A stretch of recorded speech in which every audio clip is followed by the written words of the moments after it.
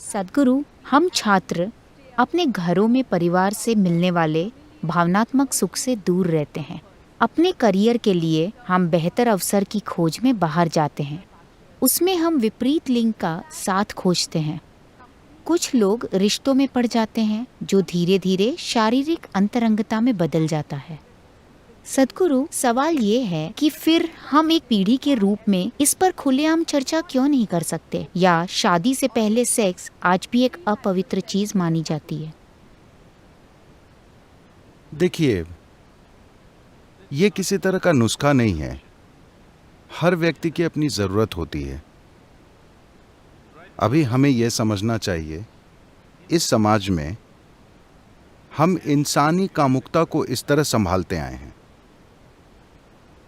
एक लड़की के किशोर वय में आने से पहले उसे बोल दिया जाता था, तुम्हारी शादी इस लड़के से होगी। 6-7 साल की उम्र में शादी नहीं होती, मगर उसे कहते तुम्हारे अंकल का बेटा, उस लड़के से तुम्हारी शादी होगी। लड़के से कहते तुम्हें उससे शादी करनी है।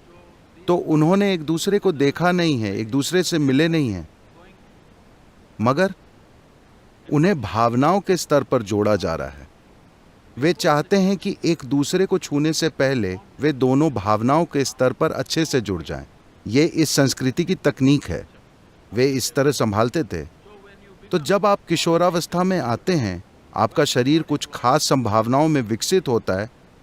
तब तक आपकी भावनाएं किसी से जुड़ चुकी होती हैं, तो आप अपने शरीर को संभाल लेते हैं। आप पागल नहीं हो जाते, क्योंकि आपकी भावनाएं किसी से पहले जुड़ चुकी हैं।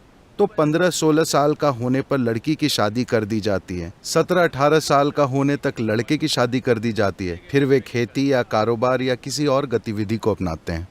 तो युवाओं के जीवन का एक महत्वपूर्ण पहलू सुलझा दिया जाता है। एक चीज है भावना, दूसरी चीज है शारीरिक जरूरत। दोनों को कम उम्र में हल कर दिया जाता है। और उन दिनों 1-2 साल में बच्चे आ जाते थे, तो वो व्यस्त हो जाते थे और जीवन चलता रहता था। ठीक है, आज हमारा जीवन बदल गया है, क्योंकि जब तक आप शिक्षा पूरी करते हैं, अधिकांश लोग कम से कम 24-25 साल की उम्र में होते हैं। पीएचडी का मतलब है 30-35, मैं नहीं जानता कितनी। ये इस पर निर्भर करता है कि आपके प्रोफेसर कितने उदार हैं।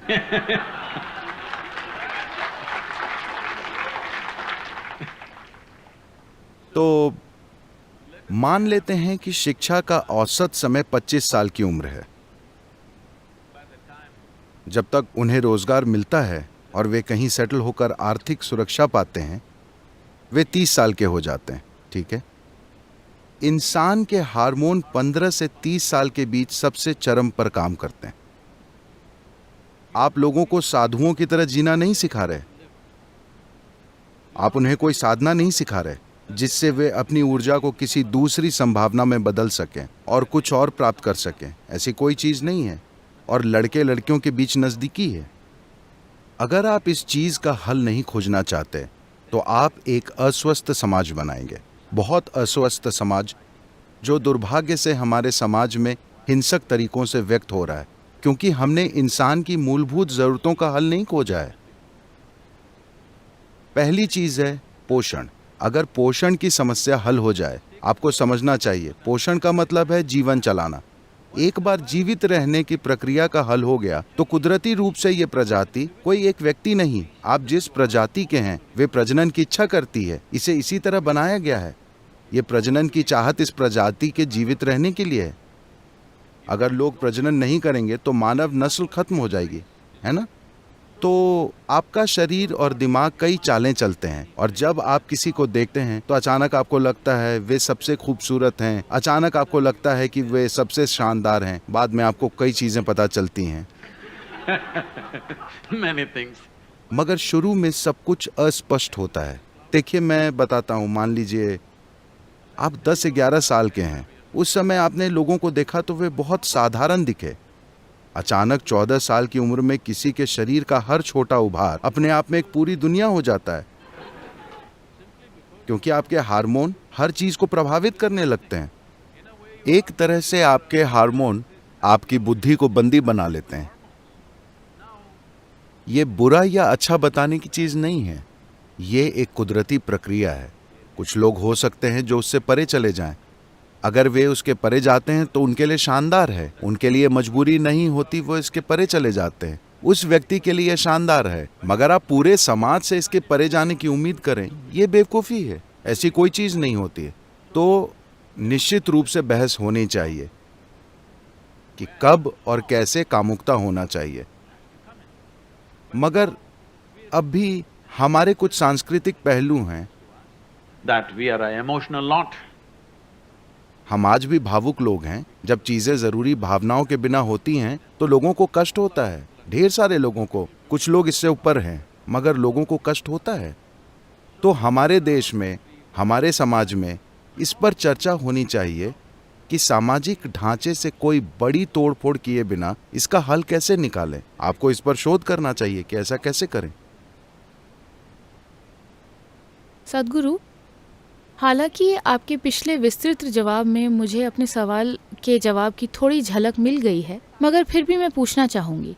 तो मेरा ये विश्वास था, या वास्तव में मुझे ये विश्वास दिलाया गया कि एक जीवन में एक ही साथी होना चाहिए, मगर जब मैं देखती परखती हूँ तो ये पूरी तरह से एक ही साथी वाले संबंध अब नहीं दिखते।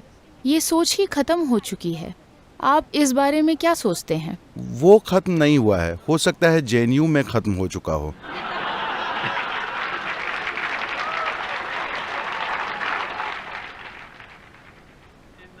बाकी की दुनिया में ये वाकई खत्म नहीं हुआ है।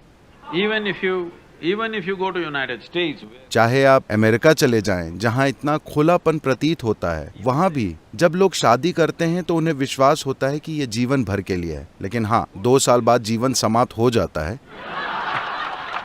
ये दूसरी बात है। मगर जब वे शादी करते हैं तो उन्हें यकीन होता है कि ये जीवन भर के लिए है। तभी वे हीरे पर पैसे खर्च करते हैं। उन्हें लगता है कि ये जीवन भर की बात है। वे हीरे खरीदते हैं, मगर दुर्भाग्यवश कई वजहों से रिश्ते बिगड़ जाते हैं। और इतनी आसानी से उनके बिगड़ने की एक वजह यह है कि लोग काफ़ी बड़ी उम्र में एक दूसरे से मिल रहे हैं। देखिए, जब लोग कम उम्र में मिलते थे तब उनकी शख्सियत ठोस नहीं होती थी। वे 17-18 की उम्र में मिलते थे, तब 2 लोग बहुत आसानी से एक हो जाते थे। अब वे 30 की उम्र में मिल रहे हैं, दोनों ठोस हो चुके हैं, 2 ठोस चट्टानें। मगर मैं देखता हूं कि अगर लोग कम उम्र में शादी करते हैं तो वे साथ निभाते हैं। अगर लोग 50 साल के बाद शादी करते हैं तो वे भी निभाते हैं, क्योंकि वे फिर नर्म हो जाते हैं, चट्टान पिघल जाती है। 30 से 50 के बीच की उम्र ठोस चट्टान की तरह होती है, मजबूत शख्सियत। तब टकराव होता है। अगर वे होशियार होंगे, इससे परे कुछ खोज लेंगे। खैर, एक विवाह हो या बहुविवाह या जो भी, अगर आप ध्यान दें तो हमें ये महत्वपूर्ण चीज समझने की जरूरत है कि हम सब यहां हैं, आप और मैं यहां हैं। इसका मतलब है कि कुछ समय पहले एक पुरुष और एक स्त्री का मिलन हुआ था। हो सकता है आप सोचे वे माँ बाप हैं, वे प्यार नहीं करते, वे सेक्स नहीं करते, वे कुछ नहीं करते, किसी पुजारी के मंत्र पढ़ने से शायद आप पैदा हो गए। नहीं, ऐसा नहीं है। किसी की शारीरिक जरूरत थी, उसे उन्होंने शादी से पूरा किया और इसलिए हम यहाँ हैं। और अब हम एक खास उम्र में, अपने जीवन के एक चरण में, जब आप 18 के हो जाते हैं तो आप हमेशा शादी के खिलाफ हो जाते हैं। लेकिन जब आप 3 साल के थे तो आप शादी के हक में थे, अपने माता पिता की शादी के हक में। जब आप 3 साल के थे तो क्या खुश नहीं थे कि आपके माँ बाप की शादी अच्छी चल रही है? हेलो। जब आप 18 के होते हैं तो आप बिना बंधन के सेक्स और शादी न करने के बारे में सोचते हैं, मगर 50-55 के होने के बाद एक बार फिर आप स्थायी रिश्ता खोजते हैं। तो ये सोचना आपका काम है, क्योंकि ये आपका जीवन है, कि आप तय करें कि आप ऐसा जीवन चाहते हैं जहां आप हमेशा अपनी भावनाओं के लिए कोई साथी खोजते रहें, या आप इसे इस तरह हल करना चाहते हैं कि आप अपनी बुद्धि और समय को कुछ और बनाने, अपने शोध, अपने काम या जो भी आप कर रहे हो उसमें लगाएं। अगर भावनाओं और शरीर की समस्या हल हो जाए तो अपनी बुद्धि के इस्तेमाल की आपकी क्षमता काफी बेहतर हो जाएगी, वरना आपको हर दिन किसी को खोजने के लिए आसपास घूमना पड़ेगा। नहीं, मैं ये इसलिए कह रहा हूं क्योंकि मुझे बहुत बुरा लगता है। अमेरिका में मैं लोगों को जानता हूं और आप जानते हैं कि वहां अब हजारों लोग मुझसे जुड़े हैं। 40-45 की उम्र के लोग, मेरा मतलब महिलाएं, शानदार लोग, मगर वे इन चीज़ों में लगी हैं। इन दिनों सब कुछ ऑनलाइन होता है, वरना वे जाकर किसी बार में बैठकर इंतजार करती थीं। आज कोई आकर उन्हें ले जाएगा। ये बहुत भयंकर है। Tinder generation. I'm sorry? Tinder generation. आप इसे जो चाहें कहें, मगर मुझे लगता है कि ये बहुत दयनीय है कि 45 साल की स्त्री को एक उचित माहौल में प्रेम और सम्मान मिलना चाहिए। वो वहाँ बैठकर इंतजार करती है कि कोई अजनबी उसके रास्ते आए और वो अगले 10 मिनट में फैसला करने वाली है, जब वो उसकी ड्रिंक या डिनर का बिल चुकाता है। ये भयंकर दुख की बात है। ये भयंकर है कि आपकी कोई गरिमा नहीं रह जाती।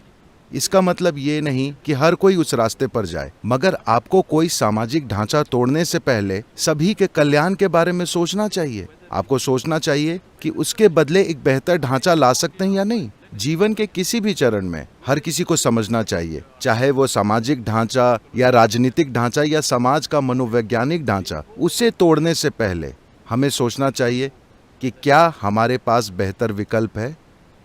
एक वैकल्पिक प्रणाली के बिना अगर आप मौजूदा ढांचे को तोड़ेंगे जो काफी अच्छा चल रहा है, तो सब अस्त व्यस्त हो जाएगा।